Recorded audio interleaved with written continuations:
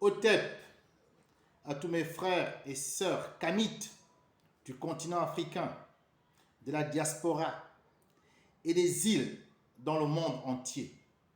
Je vous salue. Je suis Privat Ngomo, le premier président de l'ONS, l'Organisation néo-panafricaniste de souveraineté. C'est une nouvelle ONG qui a été créée l'année dernière, précisément le 26 novembre 2022.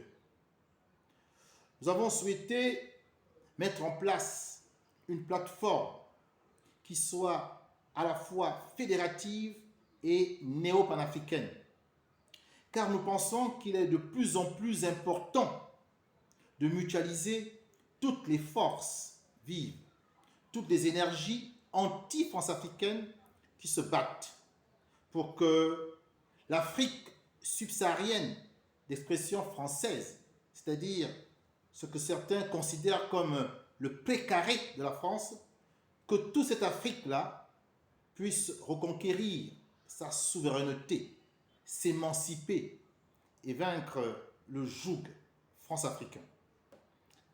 Nous pensons que cela est désormais possible car la masse critique des jeunes Africains sensibilisés et conscients a été atteinte grâce au travail formidable des différents influenceurs qui n'ont cessé de révéler à cette jeunesse les enjeux et surtout les informations cachées jusqu'à présent par les politiques classiques d'obédience, hélas, france-africaine. Je veux, à travers ce court propos, apporter le soutien de l'ONS à l'endroit des nouvelles autorités nigériennes, conduites par le général Abdourahmane Tchani, que nous voulons saluer pour son courage et son sens élevé des responsabilités.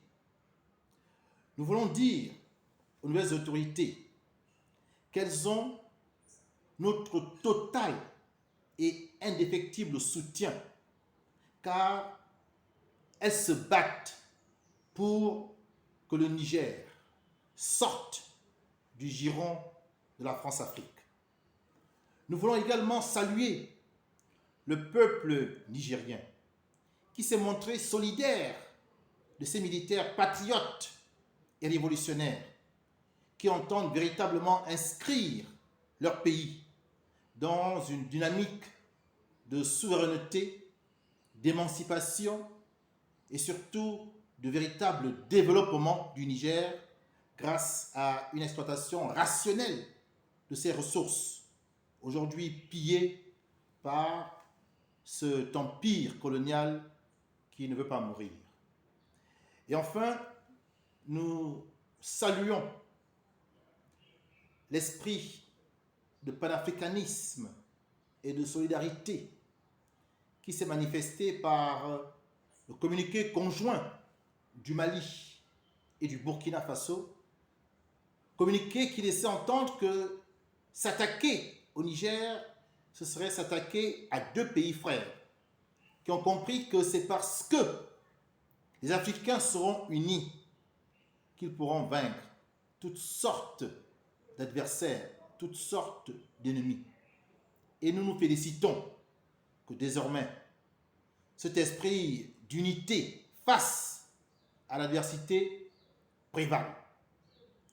Il faut rappeler que la Libye de Kadhafi n'a malheureusement pas bénéficié de ce soutien qui leur aurait été fort utile en ce temps-là.